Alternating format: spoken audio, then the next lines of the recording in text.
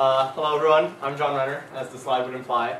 My name is not Node.js, but I'm going to be talking about it. It's a server-side language for developing web applications, and we're going to dig into that a little bit. This clicking is not working. Okay, there we go. Ignore the mouse.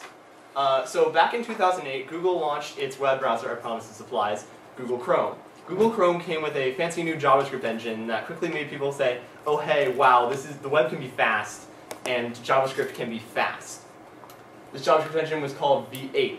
It is the fastest JavaScript in the West, as I like to call it. It is dang fast, and the reason it's so fast is that it utilizes a technology called JIT, which is just-in-time compilation, which is where you take an interpreted language and compile it down to machine code on the fly and make it incredibly, incredibly fast. And so what happened was, 1 year later, this guy, Ryan Dahl, was playing around with some server-side languages, and he couldn't quite get what he wanted out of them. He wanted to have a server that was really good at pushing data and really good at sort of handling events. And he was having trouble with everything he could find out there. And so he decided, whatever I have to do, I'm going to build something from the bottom up. And so he saw V8 and saw its potential as being a really, really good functional language that's incredibly fast. And he created Node.js as we know it today. Now, at this point, Node.js was only running on all Unix-based systems. So Mac and Linux were blessed with it. Windows was not. That's because the underlying event-driven stuff is very different. So this is sort of the statement of what Node.js is, self-avowed by them. There's important things to note here. It's kind of a very loaded paragraph, everything that it does. But event-driven, non-blocking I/O, that is the core of Node.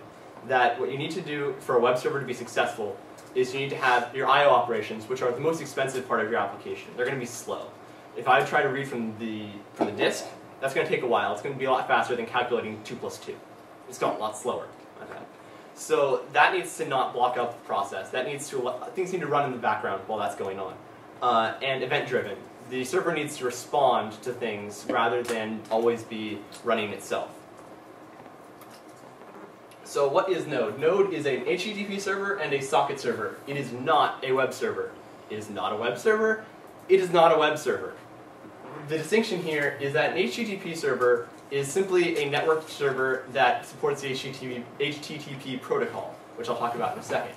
A web server includes support for a wide variety of things, such as automatically reading from files, as session support, a whole variety of features that Node does not natively support. So a bit about how HTTP works. If this is you sitting at your computer, and you are a kitten, and when you load a web page, an HTTP request is sent to a server. There are a variety of types of requests, and those are really the ones up there. You can either get, post, put, and delete. For those of you who are familiar with web development, put and delete may seem a little weird. That's because browsers do not support them, but they are part of the HTTP protocol. Now, any HTTP message is comprised of two parts, the header and the body, really. And it's important to note that the body is streamed on any typical web server nowadays, that it comes in chunks and not all at once. And the header contains all of the data that's being sent with it. It says, what page am I looking for, what page did I come from, what cookies do I have, all sorts of information comes in there. So the server takes that in, processes that, figures out what to send back, and sends it back in an HTTP response. So this is where Node comes in. This is the hello world of Node. And if you'll notice, it's a lot more complicated than other hello worlds. That's because it's networking, and networking is necessarily more complicated. So let's take a little look at what's going on here. Node is highly, highly functional. Honestly, you could write it as a completely functional language if you wanted to, but that's going to cause you complications dealing with other people. So what we're doing here essentially is we create an HTTP server and give it a function to run when it gets any request. Any request at all, this is the function that it runs. This is going to seem really different to people who are used to something like Apache, which is just you fire it up and it handles all of this logic for you. It knows that when I get a request, I'm going to send a file. Node, we write the logic entirely ourselves. So what this function does is it gives me a request and a response, like we saw before with HTTP. I can read attributes of the request, and then I can write to the response. So what we're doing here is we're writing to the response a 200 code, which is a success. That means we can send you what you're looking for, and everything's good. We write that as another header piece of header information is that it is plain text, and then we end the request by sending the body, which is hello world. So that's what's going to happen anytime we get a request. Now, that's not good enough because right now if we created the server is made, and then it goes away and the program would end. And that's what we're doing here at the end. We're telling it to listen. We're telling the server, you are now active. You are now listening on my computer. That's what 127.0.0.1 is doing there. You would use like a production name if you were using this for a real web service. Like Google would have google.com in there, or something like that. And a port is simply a way to identify the application. So what happens is this all runs. The server will say, oh hey, I'm ready and willing to take requests. And we have a little log output to tell us that yes, it is in fact running. So we can actually take a look at what this does, which is right here. Here's the code again. So if we fire it up, node hello.js, it says the server is running. And now let's create a new window and load up. There's a lot of Reddit on there, I know. 1337. So let me bump that up for you. So our server properly responded. Hello world, which is exciting, kind of. Except if you start to look at what we've built here, it's really not the best if I was trying to build a large application, mainly because I have to manually code in all the responses that I want to build. More on this later. What this means, though, is that Node is maybe not the best, raw and in its basic form, for building applications that you're used to. What it can do is it can do lots of really cool networking stuff very, very easily. Let's slide forward, it can make a simple HTTP proxy. So for those of you who don't know what an HTTP proxy is, it's what you do essentially when you have one server in the middle where you're trying to essentially run traffic through it. So I want to use that one server to access all the internet. So a request gets sent to that server, and then that server will then actually request the data you're looking for. Now, this gives us a really good insight into how Node works because there's a lot more going on here, and we can sort of see what's happening. So again, we create our server, and we have a function to listen through it, to listen for every request. Now, what we're going to do is, see this HTTP request here? That means that's where we're going to go and load the page the person is actually looking for. So this gets really, really kind of, it gets a little complicated, but hopefully you can bear with me. If not, I promise it won't be too long, and we can move on to something else. So what's going on here is we make a request, and then we have a function to handle the response to that request. And now anytime we get data back from our foreign source, it's going to then write that to the original customer. So if we have our customer comes to us and says, hey, I want to load this page that's like google.com. So we'll say, okay, we're going to load google.com. When we get something from Google, we're passing it back. This is what's happening right here. Anytime response on data, it's an event. This is the event-driven stuff that Node is built on. Now, when the response is done, we end our response to the client. We say, we've given you everything that Google's given us, and we're done. Down here, we pass along all of the headers that are going both ways, and we complete writing here. This is when we write the request. This is important because both the request and the response have body, they have content. And we need to make sure that we pass along both. So this is when we send the request. So the customer says, I'm going to send you something. We're like, okay, cool. And as we take it, we pass it along to Google. And then when Google is answering, we're passing it along back. Now this is a really complex flow of actions here. And it's kind of hard for me to describe, and I understand it's hard to understand. But we can see that in Node, it's really easy to express this as an event system. Of when this does this, this is what I'm going to do. And that's what makes Node really so incredibly powerful. And that concept is called, dramatic effect, the event loop. So for those of you who are familiar with concurrency in any sort of way, there are lots of ways to do it. One is just to have lots of threads running. You can just sort of say, oh, okay, I want to have everything running in parallel, and they'll all do their own thing. Node doesn't do that for a lot of reasons. One, computation is fast and cheap. Honestly, on a web server, you're not doing a lot of processing. I'm not doing a lot of calculating. I'm not rendering stuff.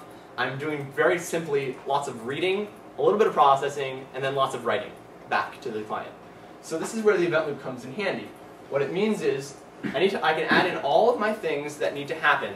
Well, so if this, then do this. When this happens, do this. And then those are all run in parallel. So when I say, I want to load from the database, and then when I get my response from the database, I want to write it back. The writing back is done in one process for every single request. The one process handles all of that. But the reading from the database, that's outside of Node. Node can run that in parallel because you don't have to worry about variables. You don't have to worry about making sure everything works concurrently because that has nothing to do with the rest of your program. So the event queue, essentially, I could queue up an action. I say, when I get a request, let's hit the database. So I get a request. I ride around the event loop, and it says, I'm going to hit the database. And so then the database is off grabbing whatever we want to get from it. And it then registers another event in the event queue to say, okay, when this database responds, I'm going to do something with that. And so that'll bubble up through the event queue and eventually be processed. So what this lets us do is it lets us take the I/O operations out of the part of our code that's actually slowing things down. All of the I/O operations are now done concurrently and smoothly without us having to worry about it. There's a reason for this.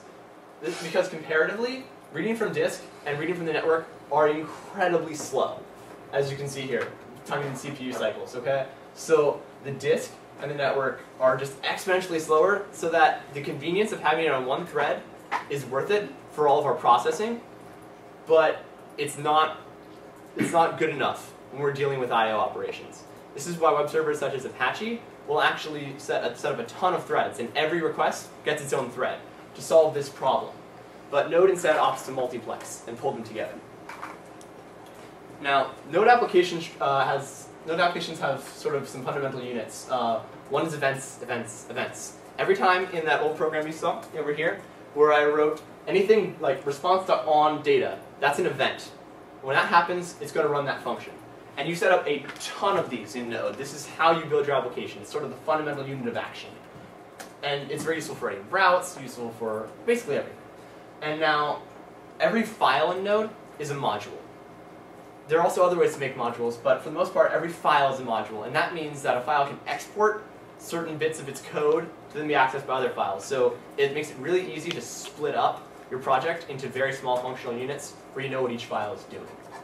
And I know it also has packages. Packages, I know 2 weeks ago Morgan gave a great talk, or last week or something, on Python package management. And this is essentially, Node has the same thing. Node has a package manager for popular ways to build applications. If there's some unit that people find themselves writing a ton, someone will publish it, and you can download it and add it to your application incredibly easily. So a module I said a module could be one file. Well, more complex modules might not necessarily want to be one file, because packages are a variety of modules as well. If I have a lot of functionality, say, built into something, I don't want to split it up a bit. So you can make a folder module as well.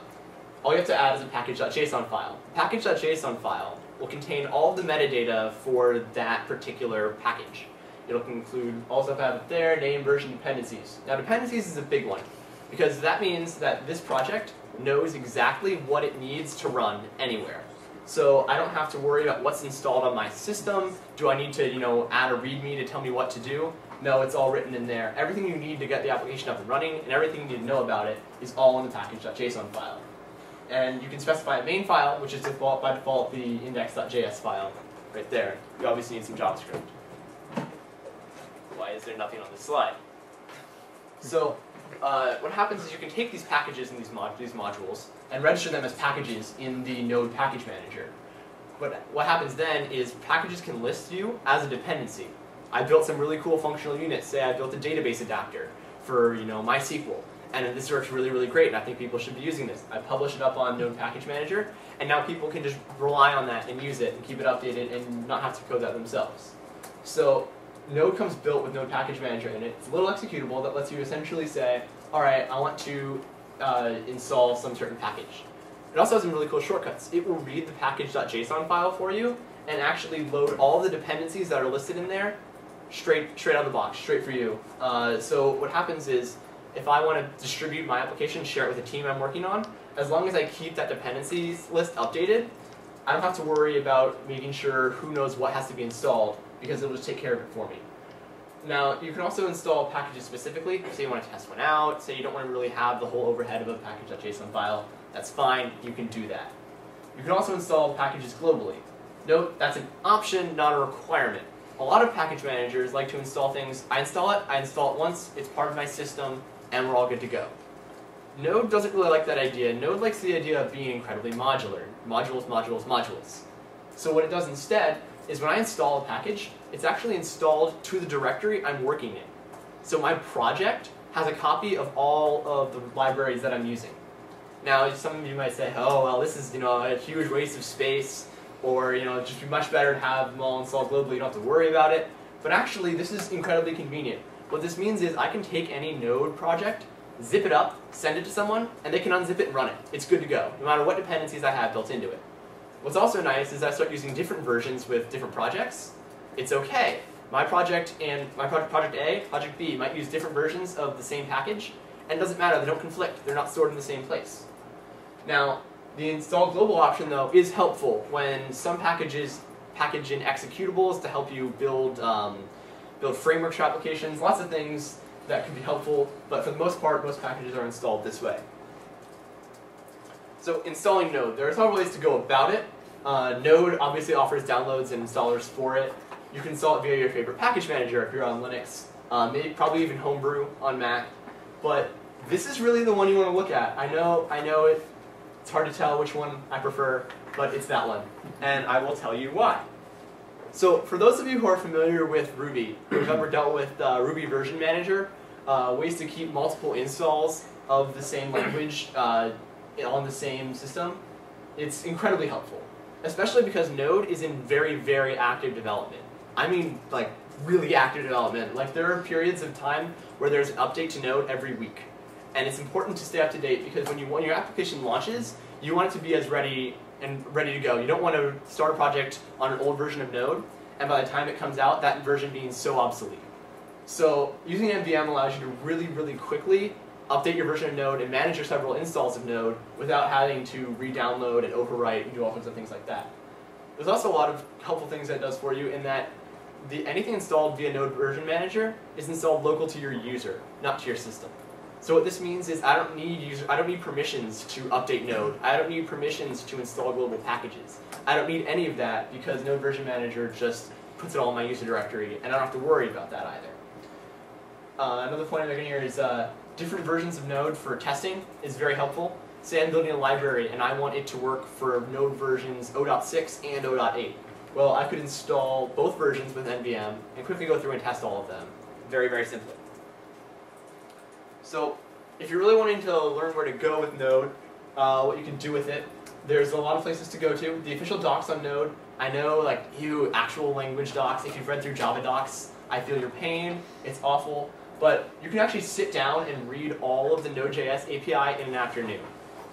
That's kind of impressive, and you may say, well, wait, the language, that's not enough for a full language.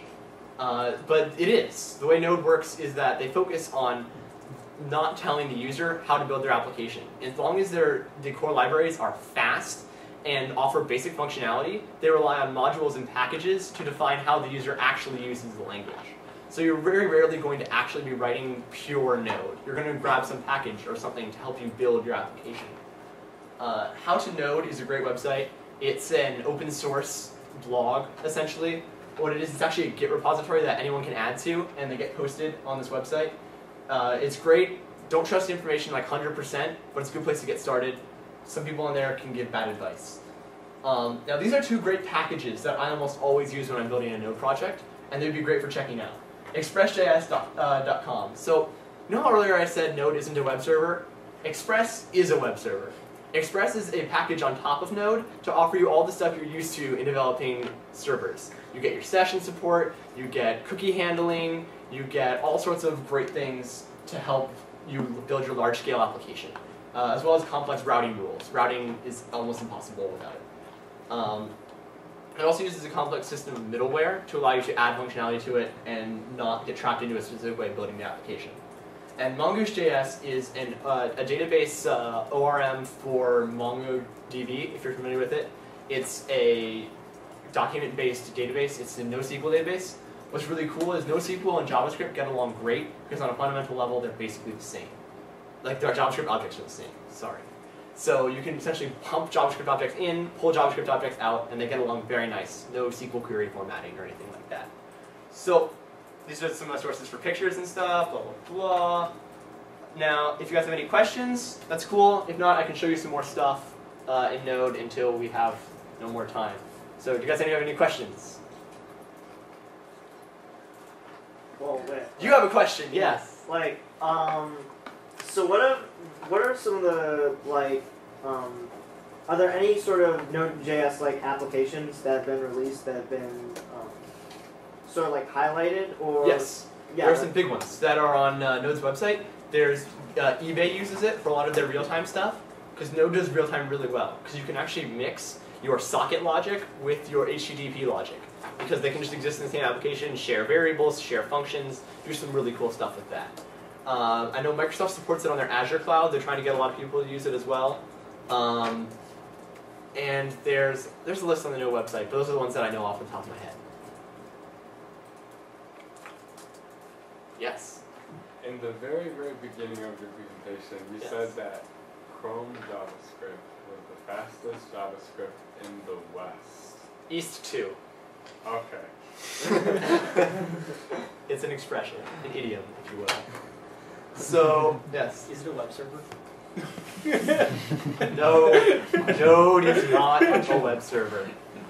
So, to illustrate kind of why I was pointing out Express as such a beautiful thing to use, is when you try to start using Node as a web server, and you can use it great, you can. It's fully capable of doing that, but not by itself, not without a lot of headache. Because if I were to go into our hello.js file that we have here, and start saying, okay, I want separate pages, you know? Well, what I have to do then is write a conditional for every single URL. And then I would have a page. Note that this page wouldn't even have HTML. Right now it is just text, but I created a URL specific to home. And I have to set a specific condition for every single page I wanted. And if I wanted them to read from files, I have to make them manually read from files. This is not an okay way to build large-scale applications. It's great for building APIs. It's fantastic for building APIs, where you don't need to access the system files a lot, where you really just are doing lots of processing. This is great, but when you're trying to build a large-scale website, not so much. Yes? Is Expression.js an HTTP server? Yes, because any web server is inherently HTTP. Okay. Yes. The idea is Node provides base HTTP services and base socket services, and expects the community to develop around them to build more helpful libraries. That way the language team can focus on optimization and possibly changing one or two things here and there, but the language doesn't change very often. It's more that the libraries are the ones that are changing to adapt to users.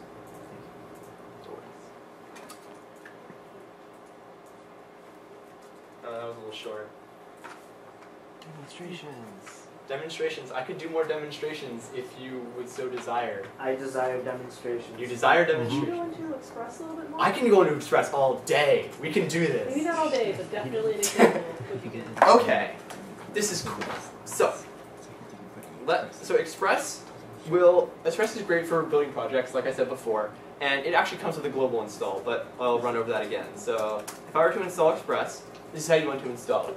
It has a global installer because it has a generator for base applications. So this is npm running. It'll go and grab it off of Git, latest version, and all of its dependencies for me, and install them. Yay, we're good to go. So now I can say Express. What do we want our project to be called?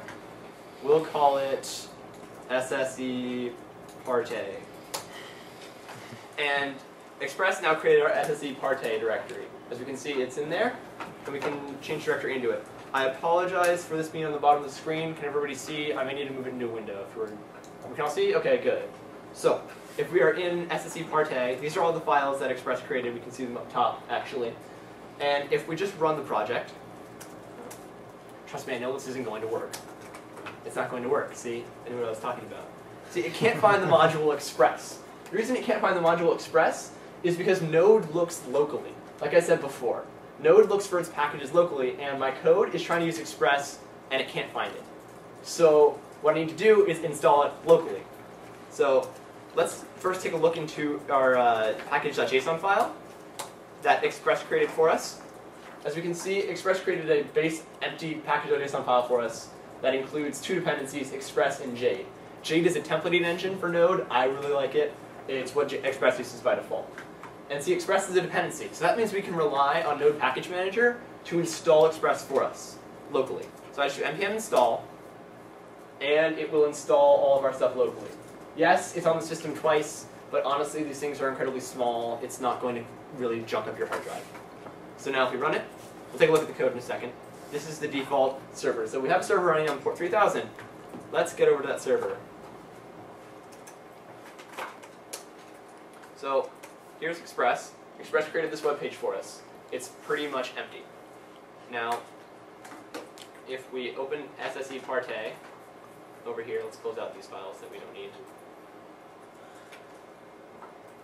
This is what the Express main file looks like.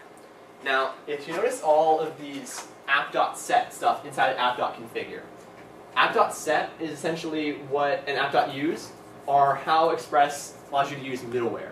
It allows me to say, when I'm processing an HTTP request, I want to do this at some step, and when I'm done with that, I want to pass it on to the next control. So here's one, favicon, or favicon, or whatever. So when you're looking for a favicon, anytime you load a web page, your browser will look for a little icon that appears at the top.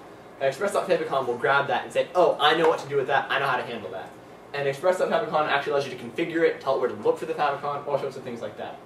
The logger, so when something gets to the logger, it says, okay, I want to log this request. I want to print it out to the command line and see what happened. If you notice, that happened here. This is where Express.logger got a hold of the request. It's hard to see on the black, I'm sorry. And so next, it'll go to body parser. Notice how earlier when I said HTTP had a body and a header? Well, the body parser is for parsing the body of that request. This is necessary when you're dealing with things like submitting a form, where the body of that text includes encoded data that needs to be decoded in order to be accessed. So if I were to fill out a form like first name, last name, email, press enter, it would come in and a body.parser would convert that to a JavaScript object for me to access. Nice and helpful. Method override, don't worry about that too much. It's some more complex HTTP stuff. And then app.router is the big one. App.router is what allows Express to do really easy routing for us. So if we settle down, you can have special configuration for different modes. In development mode, we have an error handler. But this is the big thing.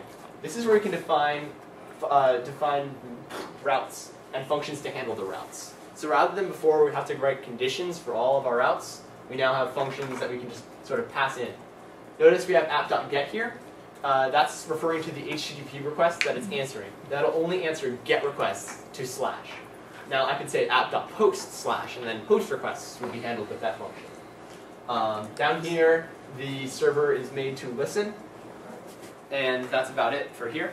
But if you notice over on the side, I wish I could make this bigger, but I can't. So we have a Node modules folder over here, which contains Express and Jade. We have a public folder, which contains all of our static files, all the things that we want to serve to the customer who's trying to load our page. This is very helpful because Express will handle sending the static files for you. That's what this function is doing right here. We also have routes. So Express claims to be MVC, Model View Controller. It's really just VC, and by the nature of not having an M, they say it's an M.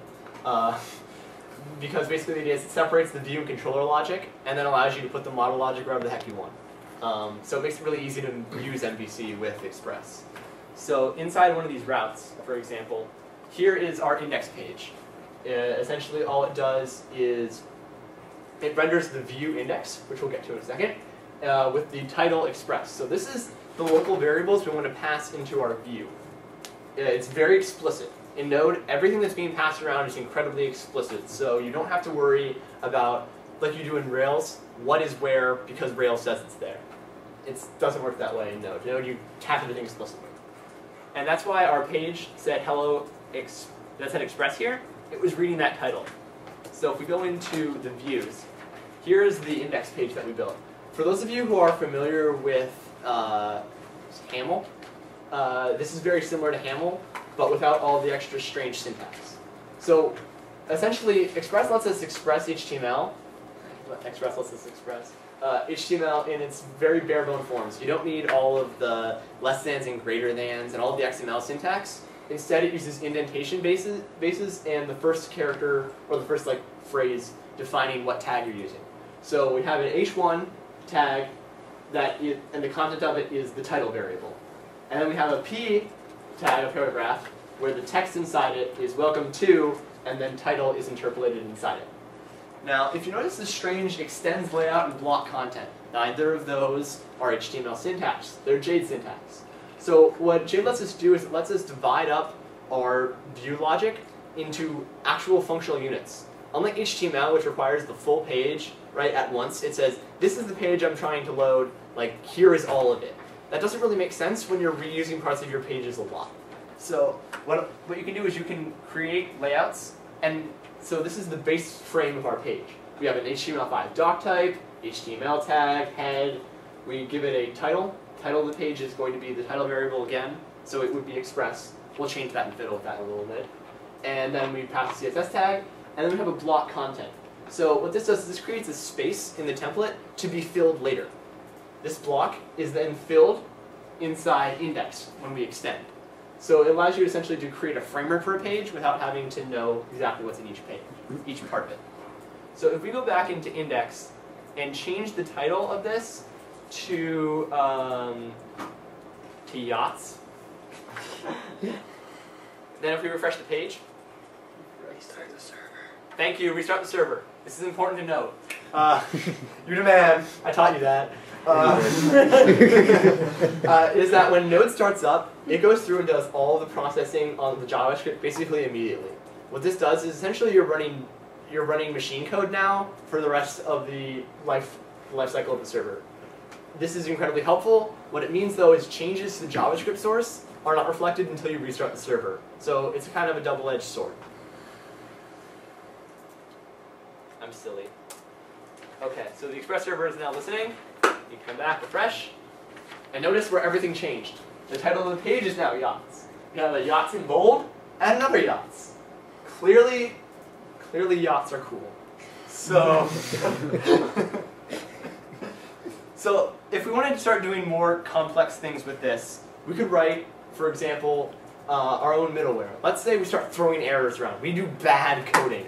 We see what happens when we divide by 0. Let's divide by 0 and see what happens, guys. So let's say create a variable. This is the syntax in Java. Bad, and then var very bad is equal to 10 divided by bad. So let's see what happens when this runs. Hopefully Express will catch it for us.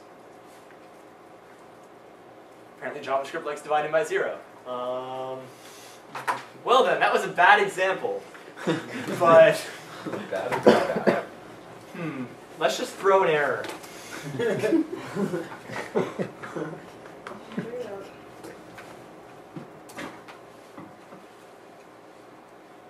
Oh no, an error!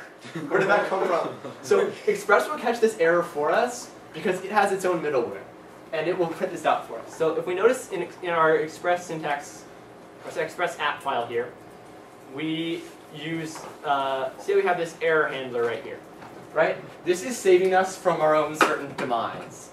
So if we were to delete this and play without, notice the error is logged with a full stack trace. So that's very helpful for seeing what's going on. If we ride our bike with no handlebars and refresh the page, suddenly we get this really, really nasty error dump to the page, which honestly is not that different from what Express does.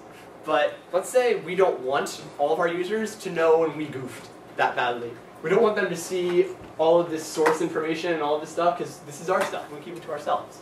So we should write this is where we write our own middleware. And this is where it gets kind of cool. So Express middleware takes essentially 3 or 4 arguments depending on what kind of middleware you're doing. There is basic middleware, which will take a request, a response, and a next object, or function. Next is a function. But next lets you delegate, again, to the next piece of middleware to be run. This is very helpful for saying I want to do processing on all of my pages, but then I want to pass it to the actual thing to load it. Anyway, so let's create an error middleware. So we have rec, res, next. an error. So what are the rec and res? those are request and response. Those are the request and response objects that include all of the information that the user has sent us. And the response object is more of a utility for sending it back. It includes a lot of functions, sending, ending, lots of events and stuff on that as well. So if we have an error, let's res.render. This is a function provided by Express. Express modifies the response objects that you get and gives you this render function to send pages. So let's create a fancy error page today. Let's render our oh no's with error. So we're going to pass the error in so we know what kind of error. The view can see what kind of error we have, and it's going to render the oh no's page. But we don't have an oh no's page, so let's create an oh no's page.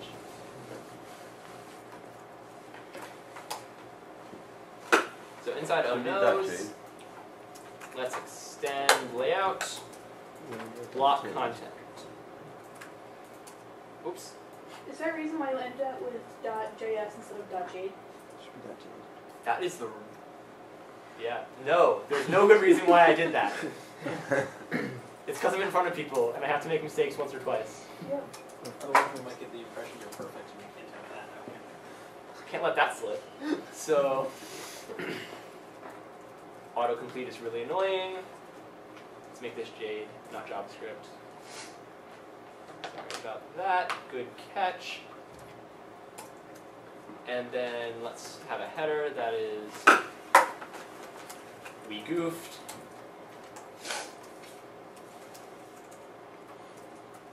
I believe that should work. And let's save our changes to that file as well.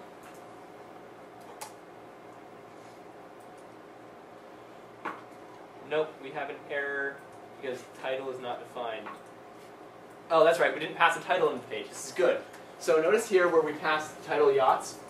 Well, and notice we're also extending, oh, go away. Notice we're extending layout.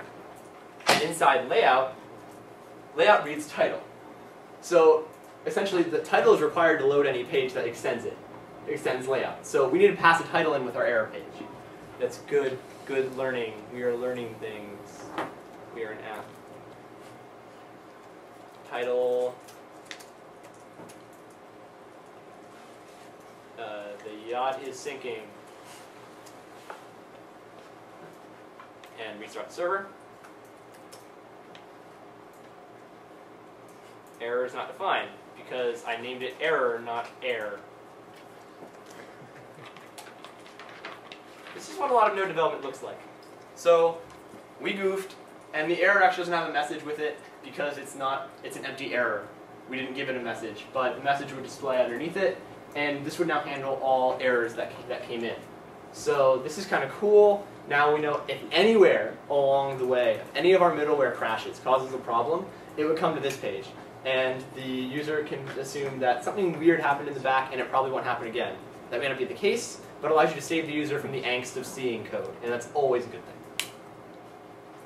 Now, let's add one more helpful page, because notice we don't have a route for /hello world. It cannot get hello world. Again, that's not a pretty page, like not at all. So what we need to do is we need to add a piece of middleware to grab the times we have no page. So all that's going to be is that's going to be the last middleware. If it gets through the router, it gets through the static files, and can't find anything to put there, then we should send the 404 page, for the page not found. So if we want to do that, okay, hop into Sublime, and we add another middleware. We're going to put it up here because this is something we actually want everywhere, not just in development. In fact, that last middleware should probably go in there as well, but oh well. So this error is not error. This middleware is not error middleware, so we do not need the error object. JavaScript and Express will handle the fact that there's a different length of different length of arguments, and know that we're not looking for errors. So what we can do is res.send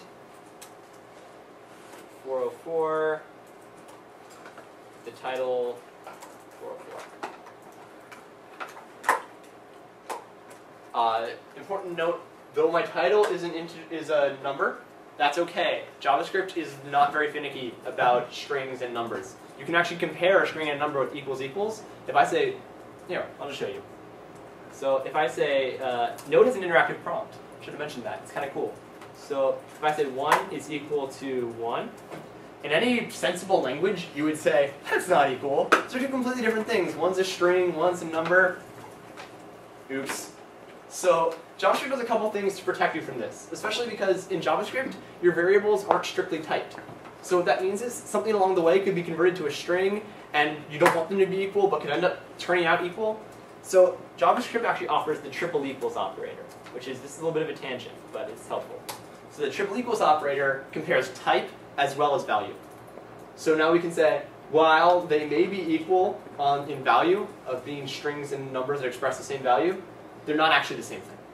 So that also works for comparing objects. It's kind of cool. But back to my original point, the reason that we can use numbers like strings for the title is because JavaScript does very easy conversions between the two automatically. So if we create another page, call it our 404.jade, because I'll name it right this time. Let's extend layout again. Block, content, h1.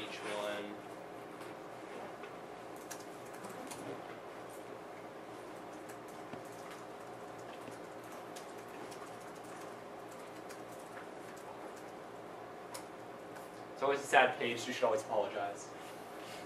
So now if we run it, I believe we're good to go. No, not Node.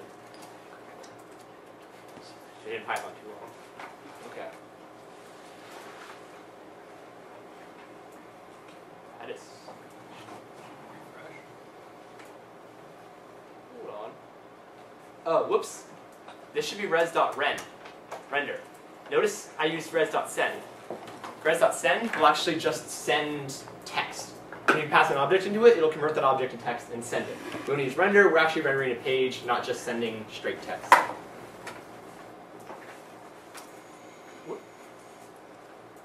404, sorry we couldn't find your page. We are successful. So basically what I'm trying to show off here is that Express can be incredibly flexible with all the middleware that you can throw into it. You could even say, what I do actually a lot is for access restriction, is I use middleware to say, oh hey, is this user authorized to get to this page or not? And I can just throw extra functions in, and it's really kind of cool to see that work.